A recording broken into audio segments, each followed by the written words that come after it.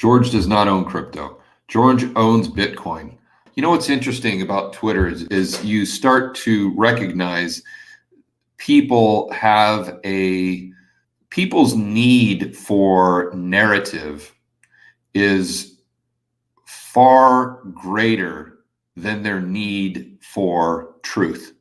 I cannot tell you how many people have plugged into their narrative that George Gammon hates Bitcoin, George Gammon doesn't get Bitcoin, George Gammon is stupid and old and have fun staying poor and blah, blah, blah, blah, blah, blah, blah. George Gammon will buy Bitcoin when it's $1 million, when he realizes how stupid he's been.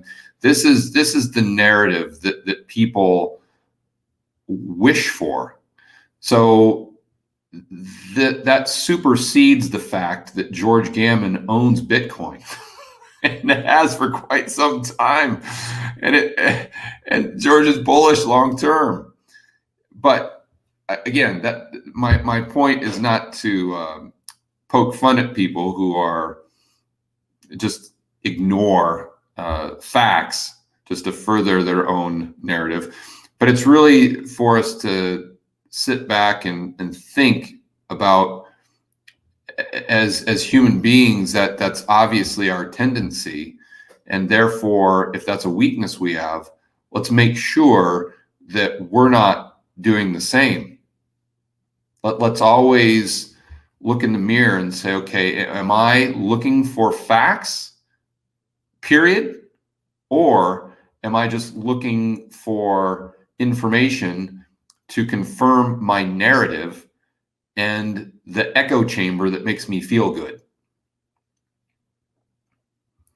And if you ever am concerned, if you're ever concerned that you're not, that you may be ignoring certain truths, then if you're just doing it as a thought experiment, then fine, if it makes you sleep well at night. But if you're investing that way, just recognize that that's a problem that you need to address as soon as possible.